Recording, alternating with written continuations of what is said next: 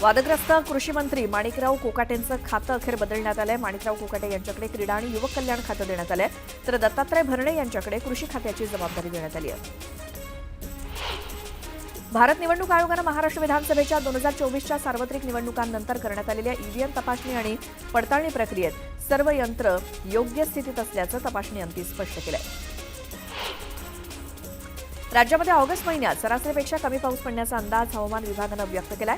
पश्चिम महाराष्ट्र, मराठवाडा आणि विदर्भ या भागात पावसाचं प्रमाण सरासरी इतकं राहील, तर कोकण आणि खानदेशात सरासरी किंवा सरासरीपेक्षा अधिक पावसाची शक्यता आहे. देशात जवळपास सर्वच भागात सक्रिय असलेल्या मान्सूनच्या दुसऱ्या टप्प्यात ऑगस्ट-सप्टेंबरमध्ये सरासरीपेक्षा अधिक पाऊस पडेल, असा अंदाज भारतीय हवामानशास्त्र विभागानं वर्तवलाय.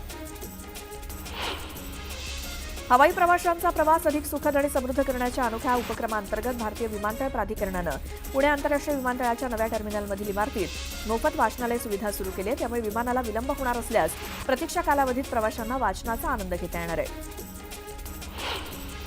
नोकरी सांभाळून शिक्षण घेणाऱ्यांसाठी सोयीस्कर ठरणाऱ्या मुंबई विद्यापीठांतर्गतच्या दूरस्थ आणि ऑनलाईन शिक्षण केंद्राच्या शैक्षणिक वर्ष 2025-26 अंतर्गतच्या ऑनलाईन प्रवेश प्रक्रियेला मुदतवाढ देण्यात आली आहे. विद्यार्थ्यांना पदवी आणि पदव्युत्तर स्तरावरील सर्व अभ्यासक्रमांसाठी ऑनलाईन पद्धतीने 20 ऑगस्टपर्यंत अर्ज करता येणार आहे.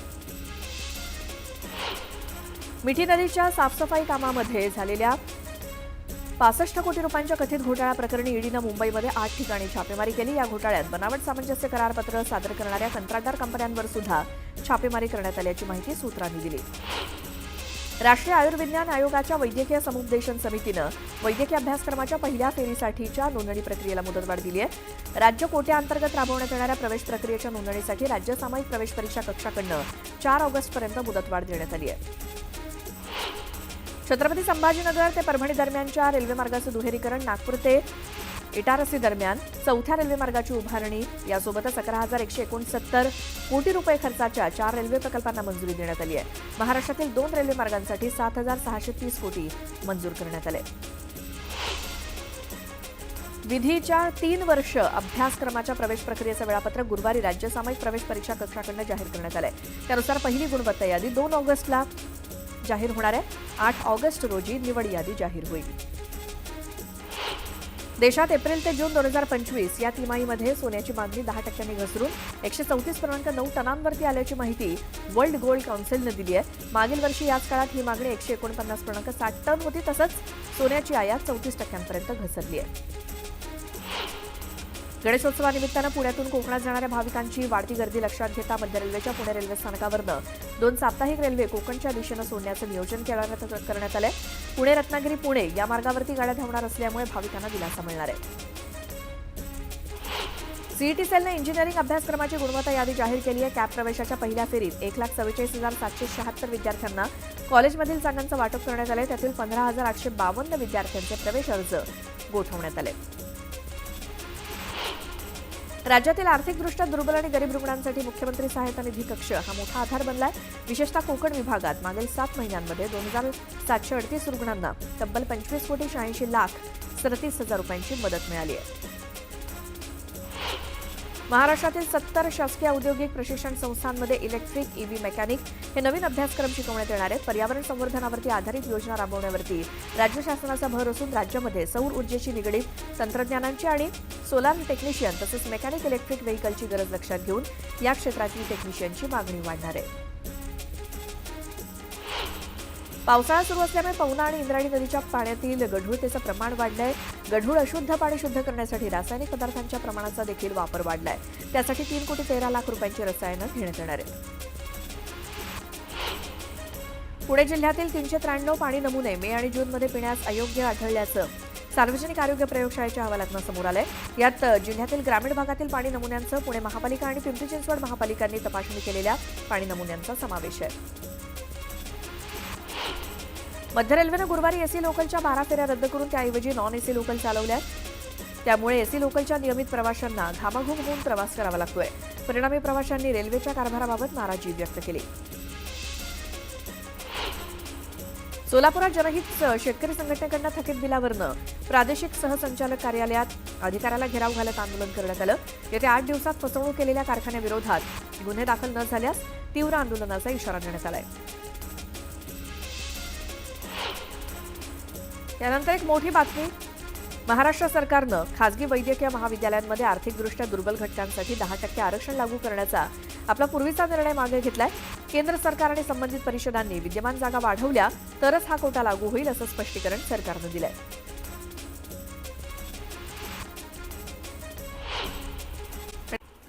पुन्हा पाहूयात बातम्या वेगवान. यापुढे एकही चूक मंत्र्यांना महागात पडणार आहे. मुख्यमंत्री फडणवीस, अजित पवार आणि एकनाथ शिंदे यांनी एकत्रितपणे हा निर्णय घेतलाय. सातत्यानं वादग्रस्त विधानांमुळे सरकारवरती जनतेचा रोष वाढतोय. त्यामुळे यापुढे मंत्र्यांनी कोणतीही चूक केल्यास खपवून घेणार नाही अशी तंबी महायुतीच्या तीनही प्रमुख नेत्यांनी सर्व मंत्र्यांना दिली. अलमट्टी धरणाची उंची वाढवू नये या मागणीचं पत्र मुख्यमंत्री देवेंद्र फडणवीस यांनी केंद्रीय जलशक्ती मंत्री CR पाटील यांना दिलंय. कर्नाटक सरकारचा अलमट्टीची उंची 519.6 मीटरवरनं 524.256 मीटर करण्याचा प्रस्ताव आहे. उंची वाढवल्यास सांगली आणि कोल्हापूर जिल्ह्यात पूरपरिस्थिती गंभीर होण्याची शक्यता असल्याचं मत मुख्यमंत्री फडणवीसांनी व्यक्त केलं. केंद्रीय मंत्रिमंडळाच्या बैठकीत महत्त्वाचे 6 निर्णय घेण्यात आले. मंत्रिमंडळानं 4 बहुमार्गीकरण प्रकल्पांना मंजुरी दिली. महाराष्ट्रातील छत्रपती संभाजीनगर ते परभणी रेल्वे दुहेरीकरण प्रकल्पाला मंजुरी देण्यात आली. या प्रकल्पांसाठी सुमारे 11,169 कोटी रुपये इतका खर्च येणार आहे. महाराष्ट्र एकीकरण समितीच्या शिष्टमंडळानं मुख्यमंत्र्यांची भेट घेतली. यावेळी 6 दशकांपासून प्रलंबित असलेला सीमा प्रश्न चर्चेतून सोडवण्याची मागणी करण्यात आली. सीमा भागातील मराठी माणसांवरील अत्याचाराबाबत जाबही विचारण्यात आला. मंत्री कोकाटेंचा राजीनामा घेण्यात यावा असं वक्तव्य शेतकरी नेते राजू शेट्टींनी केलं. तर कोकाटे राजीनामा दिल्यानंतर तोंड उघडतील अशी भीती असल्यामुळे राजीनामा घेत नसल्याचा आरोप देखील शेट्टींनी केला. अजित पवार मुख्यमंत्र्यांच्या भेटीला गेलेले असताना धनंजय मुंडे सुद्धा मुख्यमंत्र्यांच्या भेटीला गेल्याचं बघायला मिळालं. त्यामुळे आता धनंजय मुंडेंची पुन्हा मंत्रिमंडळात एंट्री होणार का अशा देखील चर्चा रंगल्या आहेत. उपमुख्यमंत्री एकनाथ शिंदेंच्या उपस्थितीत शिवसेनेच्या खासदारांची बैठक पार पडली. अचानक दिल्लीमध्ये आलो नाही अशी प्रतिक्रिया दिल्ली दौऱ्यावरती एकनाथ शिंदेंनी दिली. जालन्यात भाजपनं काँग्रेसला मोठा धक्का दिलाय. काँग्रेसच्या कैलास गोरंट्याल यांनी भाजपात पक्षप्रवेश केला. प्रदेशाध्यक्ष रवींद्र चव्हाणांच्या उपस्थितीत हा पक्षप्रवेश सोहळा पार पडला. मी शिवसेनेत प्रवेश करताना यांनी मला गद्दार म्हटलं होतं. आता खऱ्या अर्थानं गद्दार कोण असं म्हणत कैलास गोरंट्याल यांच्या पक्षप्रवेशावरनं अर्जुन खोतकरांनी टीका केली. बीडमधील महादेव मुंडे हत्या प्रकरणी SIT स्थापन होणार असल्याची माहिती मुख्यमंत्री देवेंद्र फडणवीसांनी दिली. ज्ञानेश्वरी मुंडेंनी मुख्यमंत्र्यांची भेट घेतली. यावेळी आरोपींना तत्काळ अटक करण्यात येईल असं आश्वासन फडणवीसांनी दिलं. बीड आणि परळीतील गुन्हेगारी संपवून टाकणार असल्याचं वक्तव्य मुख्यमंत्री देवेंद्र फडणवीसांनी केलं. कुणालाही पाठीशी घालणार नाही, दोषींवरती कठोर कारवाई होईल असं मुख्यमंत्री म्हणाले. तुळजापूरचे भाजप आमदार राणा जगजितसिंह पाटील यांच्या पत्नी अर्चना पाटील यांच्या वाढदिवसाच्या कार्यक्रमात तुळजापूर ड्रग्ज प्रकरणातील मुख्य आरोपी पिटू उर्फ विनोद गंगणे यांना उपस्थिती लावली. या समारंभात त्यांना अर्चना पाटील यांना शुभेच्छा दिल्या. त्याचा फोटो व्हायरल होताच आमदार राणा पाटील यांच्यावर जोरदार टीका होतीये. ठाकरेंच्या शिवसेनेचे नेते अनिल परब यांनी सावली बार प्रकरणात समतानगर पोलिसांची भेट घेतली. राईट टू इन्फॉर्मेशन अंतर्गत माहिती घेतल्याची माहिती अनिल परब यांनी दिली. राजन विचारेंनी खासदार नरेश मस्केंना पत्र लिहिलंय. पत्रात राजन विचारेंनी मस्के यांचा वाचाळवीर, उंदीर, टेंडर सेटर असा उल्लेख केलाय. त्यामुळे ठाण्यात विचारे आणि मस्केंमधला वाद आणखी चिघळण्याची शक्यता आहे. अकोल्यामध्ये काँग्रेसला मोठा धक्का बसलाय. काँग्रेस नेते अभय पाटील यांनी काँग्रेसमधल्या प्राथमिक सदस्यपदाचा राजीनामा दिला. वैयक्तिक जबाबदारीमुळे राजीनामा दिल्याचं अभय पाटील यांनी सांगितलं. भंडारा जिल्हा मध्यवर्ती सहकारी बँकेच्या उर्वरित 6 जागांवर महायुतीच्या उमेदवारांनी विजय मिळवला. 21 संचालकांपैकी 17 संचालक महायुतीचे निवडून आलेत. तर काँग्रेसला केवळ 4 जागांवरती विजय मिळाल्यामुळे नाना पटोले यांचा दारुण पराभव झालाय. जेजुरीमध्ये देशी गोवंशांच्या संवर्धनासाठी गोशाळा स्थापन करण्यात आली आहे. यावेळी विश्व हिंदू परिषदेचे केंद्रीय सहमंत्री महेंद्र उर्फ दादा वेदक यांच्या हस्ते मार्तंड गोशाळेचं लोकार्पण करण्यात आलं. रावसाहेब सौंदडे यांनी श्री मार्तंड भैरव खंडेरायाच्या त्रिकाळ पूजेच्या दुग्धाभिषेकासाठी 2 गायी आणि 1 वासरू अर्पण केलंय. 12 ज्योतिर्लिंगांपैकी एक असलेल्या श्री क्षेत्र भीमाशंकर चरणी महिला आणि बालकल्याण मंत्री आदिती तटकरे नतमस्तक झाल्या. शिवलिंगावरती दुग्धाभिषेक करत त्यांनी भक्तिभावानं पूजा केली.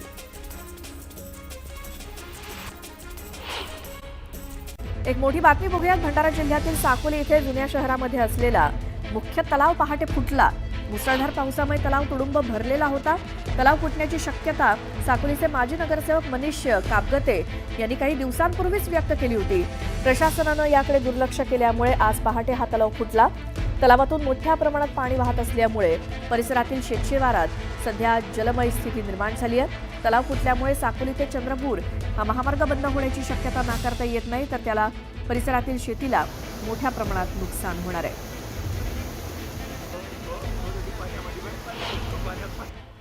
धारावी पुनर्विकास प्रकल्पांतर्गत सुरू असलेली पात्रता सर्वेक्षणाची प्रक्रिया 12 ऑगस्टला पूर्ण होणार आहे। त्यानंतर सर्वेक्षण करणारी पथकं रहिवाशांच्या घरोघरी भेट देणार नाहीत।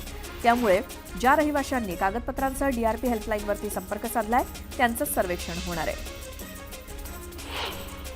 गणेशोत्सवासाठी उभारण्यात येणाऱ्या मंडपामुळे पडणाऱ्या खड्ड्यांसाठी निश्चित करण्यात आलेला 15,000चा दंड पालिका प्रशासनाकडून रद्द करण्यात आलाय।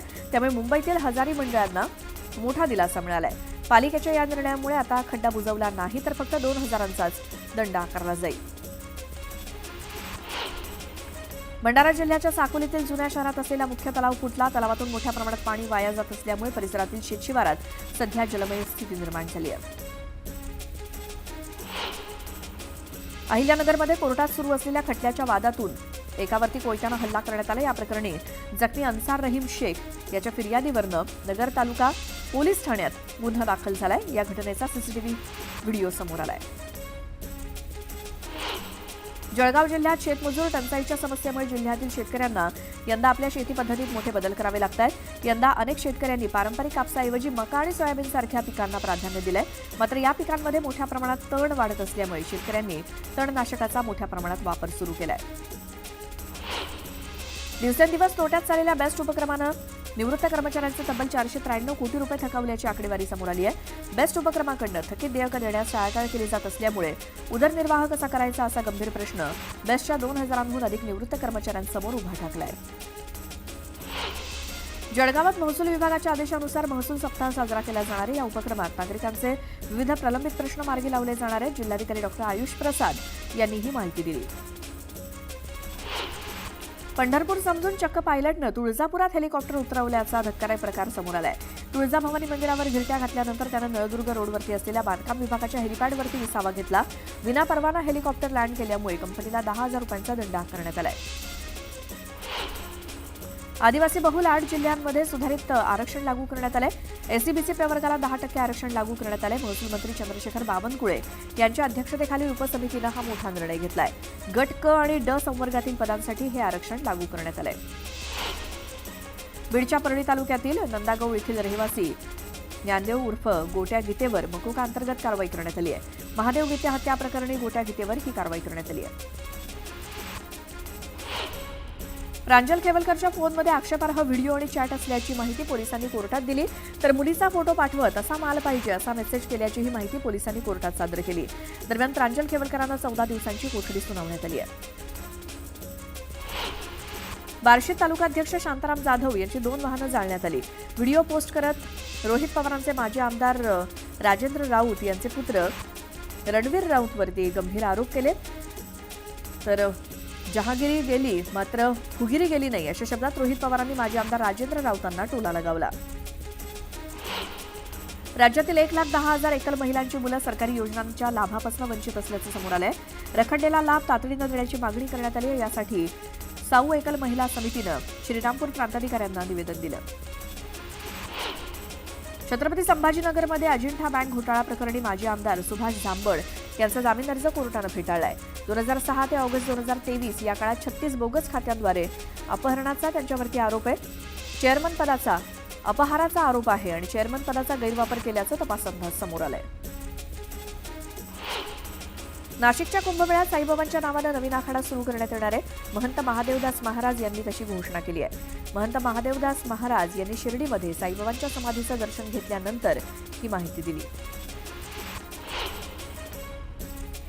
एक मोठी बातमी, आदिवासी बहुल 8 जिल्ह्यांमध्ये सुधारित आरक्षण लागू होत आहे। एससीबीसी प्रवर्गाला 10% आरक्षण मिळणार आहे। महसूल मंत्री चंद्रशेखर बावनकुळेंच्या अध्यक्षतेखालील उपसमितीनं घेतलेला हा मोठा निर्णय म्हणावा लागेल। सामान्य प्रशासन विभागानं हा शासन निर्णय जारी केलाय। गट क आणि ड या संवर्गातील पदांसाठी हे आरक्षण लागू असेल।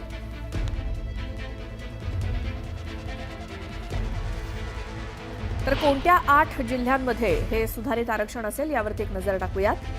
तर हे 8 जिल्हे आहेत: पालघर, नाशिक, धुळे, नंदुरबार, यवतमाळ, चंद्रपूर, गडचिरोली आणि रायगड या 8 जिल्ह्यांमध्ये सुधारित आरक्षण लागू होईल.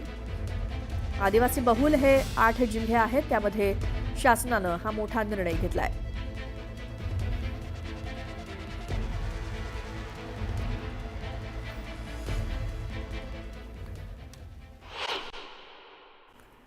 बृहन्मुंबई महानगरपालिकेकडनं कमला मिल्स इथल्या अनधिकृत संरक्षण भिंत आणि शेडचं बांधकाम जमीनदोस्त करण्यात आलं. 2 खाद्य दुकानांवर सुद्धा जप्तीची कारवाई करण्यात आली आहे. मिठी नदी घोटाळा प्रकरणात ईडीकडनं छापेमारी करण्यात आली. मुंबईतल्या 8 ठिकाणी ईडीनं छापे टाकले. मुंबईतले काही कंत्राटदार आणि इतरांवर देखील ईडीनं छापेमारी केली आहे. पश्चिम रेल्वेच्या विरार लोकलमध्ये प्रवाशांची हाणामारी झाली. वैतरणा आणि सफाळा रेल्वे स्थानकादरम्यान ही घटना घडली. सफाळी आणि पालघर येथील प्रवाशांमध्ये हाणामारी झाल्याची माहिती असून ट्रेनमध्ये चढताना धक्का लागल्यामुळे हा वाद झाला. 2008 मधील मालेगाव बॉम्बस्फोट प्रकरणातील सर्व आरोपींची निर्दोष सुटका करण्यात आली. 17 वर्षांनंतर सर्व आरोपी निर्दोष मुक्त झाले. तर 17 वर्ष आम्ही प्रतीक्षेत होतो. देवाच्या कृपेनं आम्हाला न्याय मिळाल्याची भावना सावरकरांचे नातू सात्यकी सावरकरांनी व्यक्त केली. भगवा दहशतवाद नावाचा जो बागुलबुवा तयार केला होता तो दावा खोटा असल्याचंही ते म्हणाले. मालेगाव बॉम्बस्फोटाबाबत ज्यांनी खोटे आरोप लावले त्यांच्यावरही कारवाई व्हायला हवी. खोटे पुरावे सादर करणारे तपास अधिकारी आणि राजकीय दबावाखाली आरोपपत्र दाखल करणाऱ्या नेत्यांवर सुद्धा कारवाई व्हावी अशी मागणी वकील गुणरत्न सदावर्तेंनी केली. काँग्रेसनं हिंदू समाजाची माफी मागावी. मालेगाव बॉम्बस्फोट निकालानंतर मुख्यमंत्र्यांनी ही मागणी केली. तर षडयंत्र असल्याचा आरोप देखील मुख्यमंत्री फडणवीसांनी केलाय. मालेगाव बॉम्बस्फोट प्रकरणाच्या निकालाचं उपमुख्यमंत्री एकनाथ शिंदेंनी स्वागत केलं. जे लोक भगवा दहशतवाद म्हणत होते त्यांना हा निकाल जोरदार उत्तर असल्याचं शिंदे म्हणाले. बदलापूर रेल्वे स्थानक अद्ययावत करण्याचं काम सुरू आहे. ठिकठिकाणी प्लॅटफॉर्मवरती सरकते जिने बसवले जात आहेत. मात्र प्लॅटफॉर्म नंबर 2 वरती चक्क जुना सरकता जिना लावल्याचा आरोप महाविकास आघाडीकडनं करण्यात आलाय. कंत्राटदाराच्या कामाची पोलखोल करत शरदचंद्र पवार पक्षाचे खासदार बाळामामा म्हात्रे यांनी कारवाईची मागणी केली आहे. मालेगाव बॉम्बस्फोट प्रकरणी निर्दोष मुक्तता झाल्यानंतर खासदार नरेश मस्के यांच्याकडनं ठाणे आणि नवी मुंबईत बॅनरबाजी करण्यात आली. साध्वी प्रज्ञा आणि कर्नल पुरोहित यांच्यासह निर्दोष मुक्त झालेल्या सर्वांचं बॅनरच्या माध्यमातून अभिनंदन करण्यात आलं. लोकलची तिकीट प्रणाली सोयीस्कर करण्यासाठी रेल्वेचे प्रयत्न सुरू असून आता व्हॉट्सअप सारख्या चॅट आधारित ॲपद्वारे तिकीट काढण्याची प्रणाली सुरू करण्याचा विचार सुरू आहे. याबाबत इच्छुक संस्थांसोबत नुकतीच बैठक झाली.